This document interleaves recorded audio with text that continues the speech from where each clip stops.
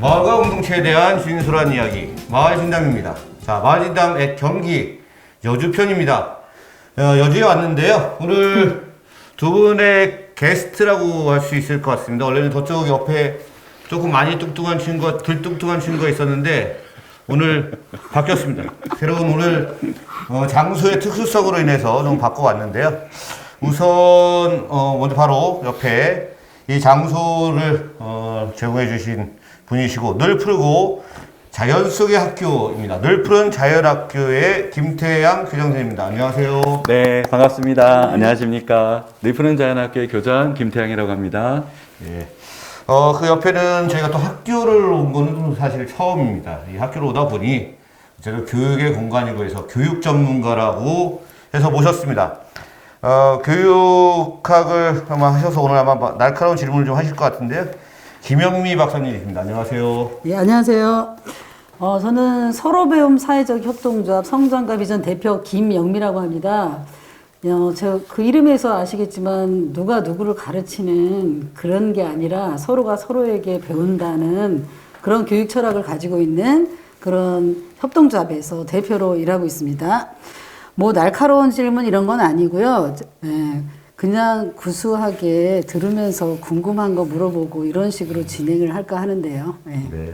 근은화TV를 또 운영하고 있어요. 제 마을진담보다는 약간 구독자가 많아서 저희가 곧 따르게 되면 이제 좀 이렇게 경시를 할 텐데 아직은 좀 많아서 저는 특별한 대우를 좀 해드리고 있는 것 같고요. 그럼 한 번 더 얘기할게요. 근은화TV가 제가 메인은 아니지만 그냥 누구나의 이야기구나. 그래서 근은화TV예요. 누나, 뭐 오빠 이런 누나가 아니라요. 그래서 일상의 소소한 이야기 거기다 플러스 조금 생각하는 그런 컨셉으로 진행하는 근은화TV를 진행하고 있습니다. 네, 이제 그만하겠습니다.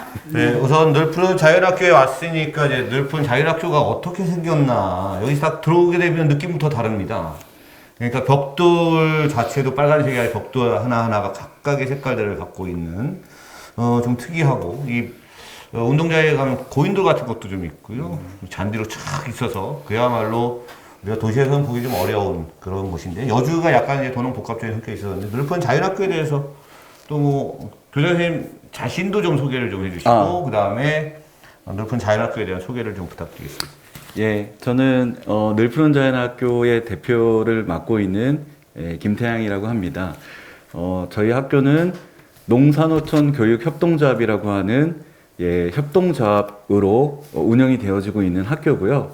그 다음에 이제 저희 학교를 사람들이 늘 푸른 자연학교라고 이야기하는데 사실 늘 푸른 자연학교는 경기도청 교육정책과에 등록이 되어져 있는 비영리 민간단체의 이름이기도 합니다.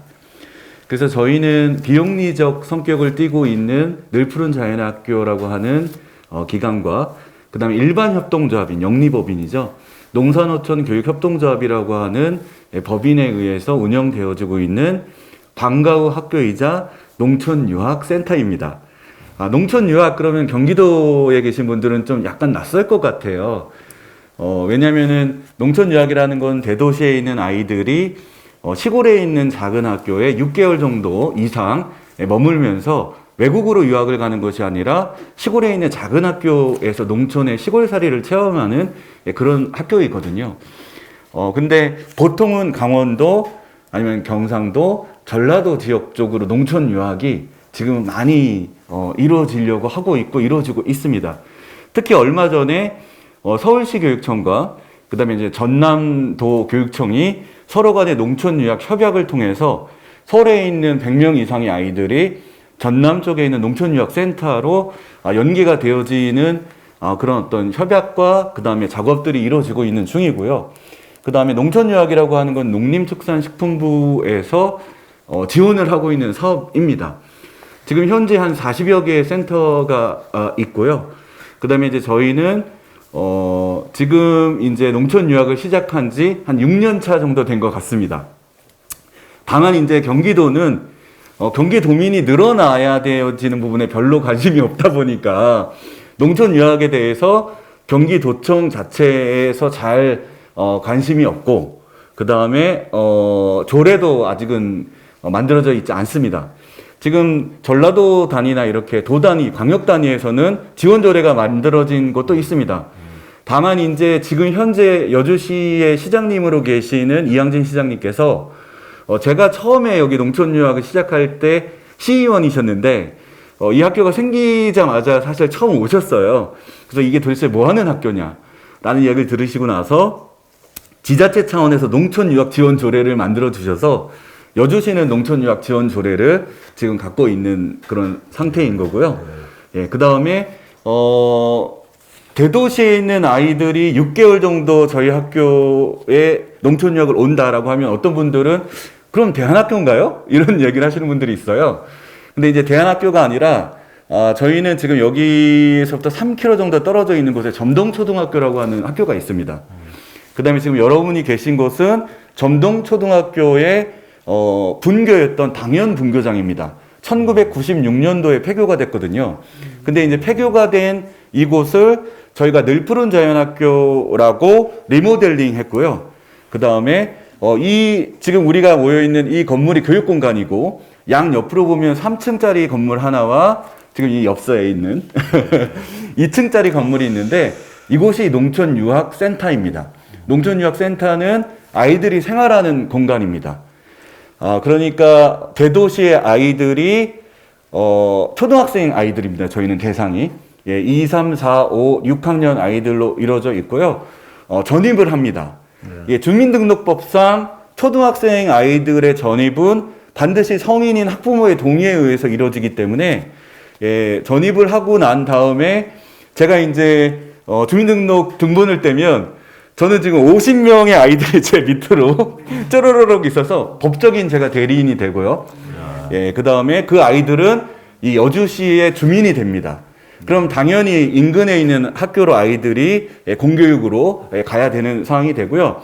다만 이제 시골에 있는 작은 학교가 활성화가 안 되는 이유는 또 대도시로 아이들이 다 빠져나가는 이유는 그만큼 교육과 문화적인 컨텐츠가 없기 때문에 대도시로 빠져나가고 여주시도 사실은 지금 인구 소멸 도시로 경기도에 올라와 있습니다.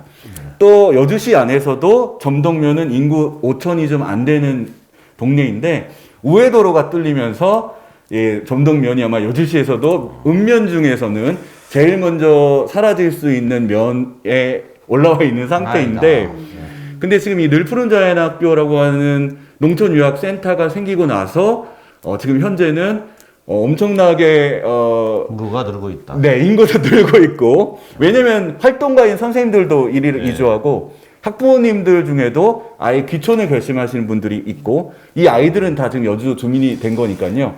이게 평균 연령도 지금 상당히 많이 낮춰지고 있는 상태입니다. 고령화에 역행하는 분이라고 계시네요.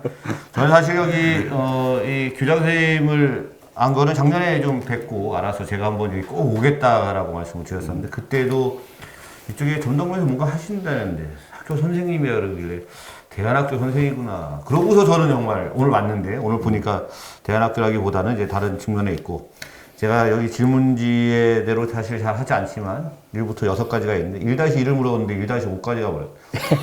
5번까지 가버리셨어요. 그래서 그러면 뭐 지금 거의 이제 끝낼 분위기가 지금 얘기하신 거에서 질문을 뽑아내면 어떨까요? 그래서 지금 쭉 브리핑을 하셨는데 대표적인 그 생산품 프로그램이 이제 농촌유학센터잖아요. 네. 지금까지 배출했다 그럴까? 그런 학생들은 몇 명이었고, 그 다음에 그것의 성과? 이런 거는 뭐라고 할 수 있는지, 이런 것들을 좀 얘기해 주시면. 지금 처음 저희가 센터가 생기고 나서, 시작했었을 때 인원이 20여 명이었습니다. 그 다음에 이제, 너무 저희가 첫 경쟁률이 6대1이었거든요. 저희가 일반 협동조합인 농산어촌 교육협동조합이라고 하는 법인격으로 시작했던 이유가 사실 저는 아까 저에 대한 소개도 좀 해달라 하셨는데 안산 지역에서 야학을 했었습니다. 대학을 졸업하고 나서 상록수 야학이라고 하는 이제 지역 공부방을 좀 했었는데 근데 이제 그때 느꼈던 게 뭐였냐면 아이들이 야학은 그러니까 지역 아동센터 지역 공부방은 아이들을 재울 수가 없지 않습니까? 근데 이제 아이들을 교육시키고 난 다음에 어떤 일들이 생겼나 봤더니 그 아이들이 집으로 돌아갔었을 때 그런 구타나 아니면은 같은 친구들하고 어울리면서 뭔가 범죄나 안 좋은 상황 속에 처해지는 네. 안타까움들이 있더라고요. 그래서 어떻게 하면 여기서부터 이 아이들이 조금 벗어날 수 있는 새로운 교육적인 모델이 뭐가 없을까라고 고민을 하던 끝에 사실 50여 년 전에 일본에서 시작됐던 교육 운동이 있습니다. 그게 산촌 유학이거든요. 이 아오키라고 하는 초등 교사를 중심으로 해서 우리는 농촌 유학이라 하지만 대한민국은 일본은 좀 산촌 유학이라고 표현했는데 소다테루카이 그러니까 이제 키움회라고 하는 뜻이죠. 예, 그런 법인을 중심으로 해서 일본 전역에 산촌 유학이 막 생기기 시작했습니다. 근데 이제 이게 효과가 좀 있다 보니까 일본에서 지자체에서도 뭔가 산촌 유학을 보급해야 되겠다 하면서 버블 현상이 막 생겼는데 근데 이게 아무래도 하드웨어나 휴먼웨어가 있지 않은 상태에서 그냥 좋다라고 해서 생겼었을 때는 덩그러니 유휴지로 하드웨어만 남고 운영이 안 되어지는 상황들이 생기다 보니까 그 버블 현상을 겪고 난 다음에 현재 일본은 산촌 유학은 막 이렇게 대한민국처럼 진일보해 가지 않고 그냥 좀 머물러 있고 소다테루카이라고 하는 법인에 의한 산촌 유학만 근근히 명맥을 이어가고 있는 추세입니다. 근데 이제 대한민국은 왜 민들레 출판사라고 하는 김경옥 선생님과 이제 현병호 대표님을 중심으로 해서 일본에 이런 게 있구나라고 하면서 대한민국에 소개하기 시작하신 지 한 10여 년이 지났고요. 그 다음에 일기를 잃었던 그 농촌 유학의 분들이 계신데 시골살이라고 하는 농촌 유학과 또 지금 엄청나게 유명한 단양의 한드미 마을이라고 하는 것이 있습니다. 예, 거기에 정문찬 대표를 중심으로 한 그 농촌 유학 1기가 있고요. 저희는 한 3기 정도 되지 않을까 싶습니다. 근데 자칭. 이제 자칭이죠? 네네네네.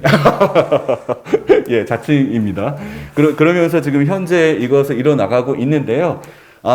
이 농촌 유학이라고 하는 걸 통해서 아이들로부터 좀 해로운 환경으로부터 아이들이 벗어나서 교육을 할 수가 있고, 그 다음에 이 아이들 간의 공동체 생활을 통해서 뭔가 이루어질 수 있겠구나라는 생각도 했고, 대안교육이 갖고 있는 소위 말해서 그런 어려움이 있거든요. 뭐냐면 법제화가 되어져 있지 않은 상태에서 일단은 어느 정도는 그냥 서로 심증과 약속에 의해서 존재하고 있지만 부모님들 입장에서는 늘 불안한 마음들이 있어서 새로운 교육적인 어떤 비전을 좀 제시하고 싶고 도전해보고 싶은데 그런 어려움들이 좀 있거든요. 근데 농촌 유학은 아이들이 공교육을 갑니다. 네. 예, 그러니까 공교육을 받되 시골에서의 또 혜택이 있습니다. 적은 학급 아이들의.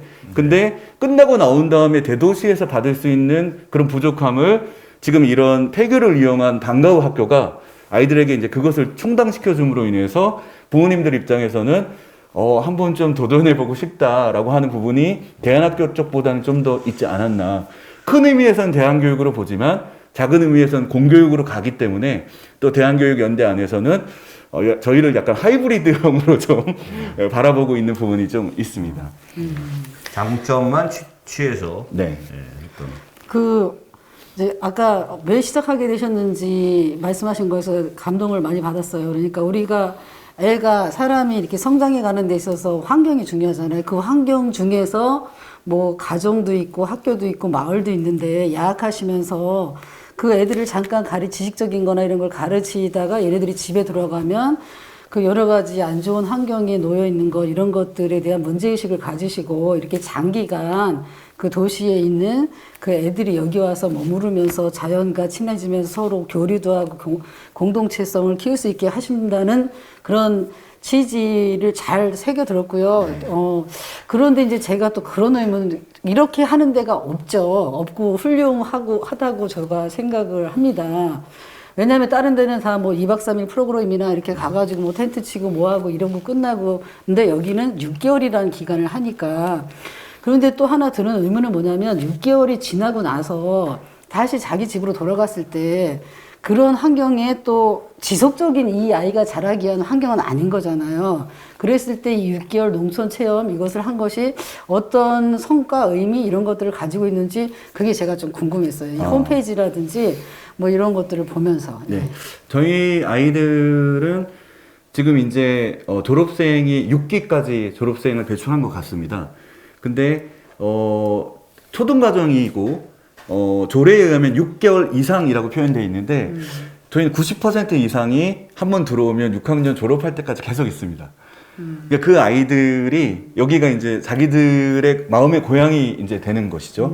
그러고 난 다음에 처음에 한 1, 2주에서 한 달 정도 이런 아이들은 어머니 곁으로 가고 싶다, 게임 하고 싶다, 유튜브 보고 싶다라고 얘기하는데, 근데 이제 그 기간이 지나고 나면 아이들이 여기서 서로 부대끼면서 노는 것들이 더 재밌다라고 생각을 하면서 어머니가 너 왜 요즘 전화를 안 하니? 라고 얘기할 정도의 역전 현상이 좀 생기고요. 그 다음에 졸업하는 아이들의 10% 정도가 귀촌을 합니다. 그러니까 부모님을 설득해서 난 여주에서 살고 싶다 라고 하면서 지금 이 점동 지역 혹은 아니면 그냥 여주 시내권으로 들어와서 이 여주에서의 자기의 시골살이 경험을 계속 가져가고 싶어하는 그런 것들이 좀 있고요. 그 다음에 시내에 있는 학원 선생님이 재밌는 여담인데요. 학원 선생님이 연락이 오셨습니다. 학원 선생님이 저희를 이제 도와주시는 선생님이라서 얘기를 하시더라고요. 아니 늘자 출신 아이들 좀 약간 이상해요. 그래서 아니 또 무슨 얘기를 하시려고 하지 하고 제가 순간 긴장했는데 하시는 이야기가 수학 수업을 막 했답니다. 고등학교, 중학교 수학 수업을 막 했는데 수학 수업이 딱 끝나고 난 다음에 이제 잠깐 쉬는 시간이 딱 됐을 때 갑자기 아이들이 서로 모여가지고 상의를 하더랍니다. 혹시 이해 안 되는 애 있어? 그러면은 이제 어떤 아이가 나 뭔 말인지 모르겠어 이런 애가 있고 나 알랑말랑해 그러면 잘 이해된 아이가 그 내용을 같이 공유하는 모습에서 충격을 받았는데 감동적이네. 지금 예. 닭살도 돋으려고 막 이렇게 근데 학원 선생님이 더 놀랐다고 하면서 하는 얘기가 농촌 유학을 같이 하지 않았던 그 학원에 있던 클래스에 있던 아이랍니다. 근데 그 아이한테도 넌 이해됐어? 알려줄까? 라고 얘기를 하더랍니다. 감동적이에요. 근데 이제 그런 모습들이 저는 앞으로 미래 사회에 우리가 자치와 협치를 얘기하고 있지만 과연 우리 학교는 우리가 협치를 할 수 있을 교육들을 제공하고 있는가라는 생각이 들었는데 여기서 뭔가 어떤 해법과 대안이 있지 않을까 그런 생각이 좀 들었습니다. 예. 매우 감동적이었습니다. 훌륭한데요. 그러면 초기에는 20명이었다라고 6대1이라고 하는 경쟁률 네네. 보면 지금은 얼마나 많은 분들이 어떻게 좀 지금은 60명 정원인 상태로 2층이었던 1센터가 지금 여기 엽서에 있는 3층짜리 2센터까지 지어지게 되어졌고요. 그 다음에 정원이 60명 정도로 늘어나 있는 상태입니다. 경쟁률은 보통 2대1에서 1.5대1 정도 되고요. 그 다음에 이제 계속 뭔가 대기자 명단이 있는 상태다 보니까 외부로 활발하게 아직 홍보를 안 하고 있습니다. 만약 저희가 경쟁률 1대1에서 좀 밑으로 내려가면 그때는 이제 대대적인 홍보를 할 텐데 지금은 대기자 명단에 있는 분들을 순서대로 올리다 보니까 아직은 안 하고 있고요. 그 다음에 공무원분들 입장에서는 자제를 보내고 싶어서 일단 정보를 먼저 입수하시다 보니까 그래 대기에 좀 걸어 놓으시려고 하는 분이 있긴 한데 저희가 농촌 유학이라고 하는 게 여주에서 이리로 오는 건 농촌 유학으로 농림부가 인정을 하지 않습니다. 그러다 보니까 받을 수는 있지만 근데 이제 인원수에 포함이 되어지지 않는 부분이 있어서 일단은 타 지역에 계신 분들한테 먼저 우선권을 드리고 있고요. 이 얘기를 듣고 나서 이제 저희 시장님이나 이렇게는 옆에 폐교가 또 있습니다. 그러니까 뭔가 이 지역사회 아이들을 위한 방과 후 학교를 대신 이건 출퇴근 셔틀이 되어지는 구조로 여기가 좀 허브가 돼서 여기에 소프트웨어나 아니면 휴먼웨어가 좀 뭔가 그것들을 좀 견인할 수 있지 않겠냐라는 제안을 하셨는데 현재는 지자체가 그래서 폐교를 구입하려고 했었는데 도교육감께서 아직은 우리가 매각하진 않겠다라고 해서 현재 지금 약간 대기 상태로 있는 걸로 알고 있습니다. 자, 그러면 교장 선생님, 이렇게 성과도 좋고 의미도 있고 이런 건데 초등학생 말고 중학생이나 고등학생을 해볼 생각 이런 것도 혹시 하셨어요? 원래는 이제 초등학교, 고등학교까지도 생각을 했었습니다. 그랬는데 저희가 이제 아까 어떤 어려움이 있느냐라는 것도 사실은 또 질문에 있는 내용인 것 같아요. 그런데 처음에 저희가 여기 왔을 때 빗발치게 민원이 쏟아졌습니다. 뭐 무슨 특정 종교단체가 하는 거다. 장애인 아이들이 하는 곳이다. 얘네들 때문에 우리 아이들이 졸업하는데 등수가 떨어진다. 근데 시골 초등학교에서 등수 떨어질 게 뭐가 있으며. 떨어져. 예. 그 다음에, 여주시 같은 경우는 사실은 농촌 특례가 적용이 되어지는 지역이 있습니다. 군이었을 땐 다 됐고요. 지금 시로 바뀌고 난 다음에는 지금 이런 점동면, 이런 면 같은 곳은 아직 살아 있습니다. 그러다 보니까 그 학부모님들의 저항이 엄청났고요. 대도시에서부터 온 아이들이. 근데 이제 정확히 그 규약을 우리가 매뉴얼을 살펴보면 사실은 부모님과 초등학교 6학년 과정과 중학교, 고등학교 과정을 다 12년을 여기 있어야 특례 혜택을 받거나 뭐 이제 그런 조항들이 있는데 여기 계신 분들은 그런 내용조차도 즉 저희는 그것과 상관이 없는 거거든. 그러니까 농촌 특례 때문에 온 아이들이 아니거든요. 네. 근데 너무 막 민원이 빗발쳤고 도교육청 입장에서는 경기도에 농촌 유학이라는 게 한 곳도 없었기 때문에 일단 담당 공무원들은 귀찮았습니다. 이 사안이.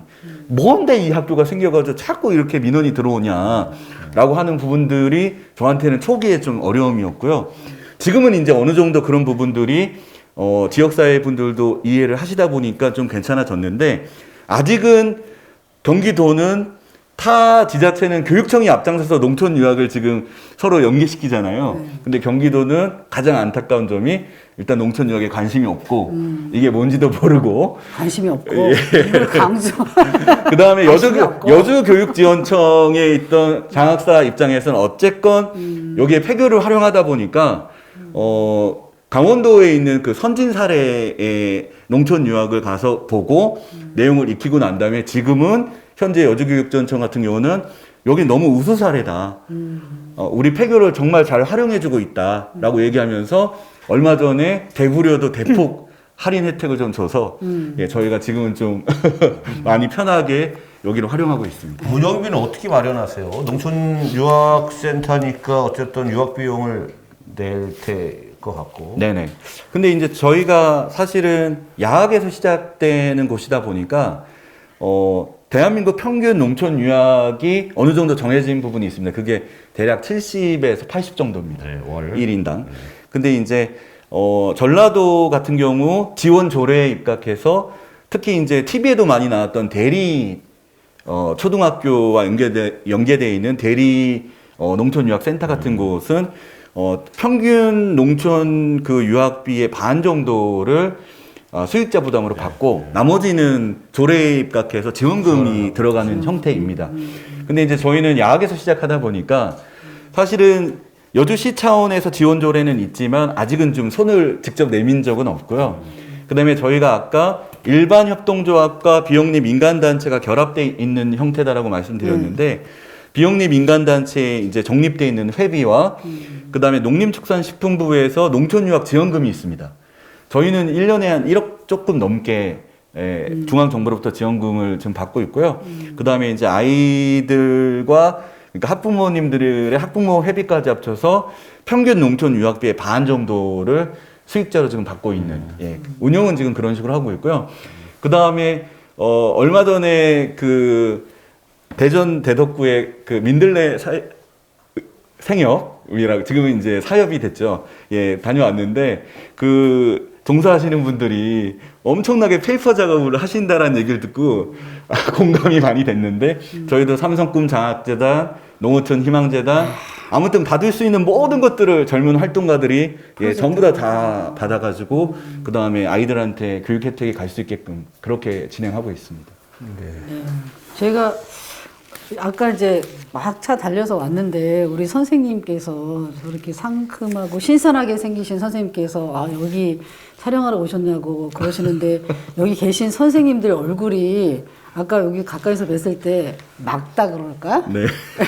이게 시골 살아서 시골이 아니라 농촌에 살아서 맑은 게 아니라 그 여기서 하는 활동이나 뭐 이런 것들을 즐겁게 억지로 힘들어서 하고 그런 게 아닌 것처럼 느껴져서 네네. 괜찮은데 우리가 어디를 알려면 거기서 일하는 사람들을 보면 알 수 있잖아요. 근데 그 선생님들 우리가 이제 이런 대안적인 교육 형태를 유지할 때 가장 힘든 게 재정이고 재정에서도 많이 들어가는 게 소위 말해서 인건비라고 하는 거잖아요. 근데 우리 선생님들이 여기서 일하시는데 뭐 그런 받는 어떤 보수라든지 뭐 이런 것들이 만족해 하면서 그런 거 별 문제 없이 월급을 밀른다든지 뭐 이런 일 없이 잘 운영하고 계시는 그건 거죠. 교장선생한테 여쭤보면 뻔한 답이 나올 것 같아요. 다른 분한테 여쭤봐야 되는데. 근데 이제 비슷한 구조로 가실 분들이 혹시 이 방송을 보고 네, 맞아요. 또 도움을 받으셔야 될 것 같아서 대부분의 이제 이런 교육 활동하신 분들은 그 사회복지사 정도 수준의 급여입니다. 근데 사회복지사 수준의 급여라는 건 높은 급여가 아니다라는 걸로 저희는 지금 사회적인 통념상 받아들이고 있고요.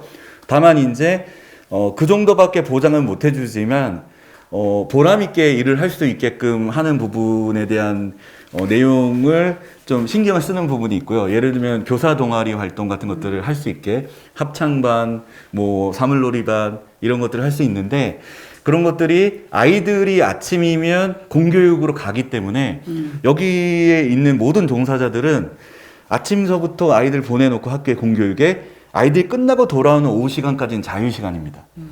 그러다 보니까 활동가 중에 어떤 분은 어디로 가시냐면 저쪽 마을 체험마을이 있는데 체험마을이 활성화가 안 되어져 있습니다.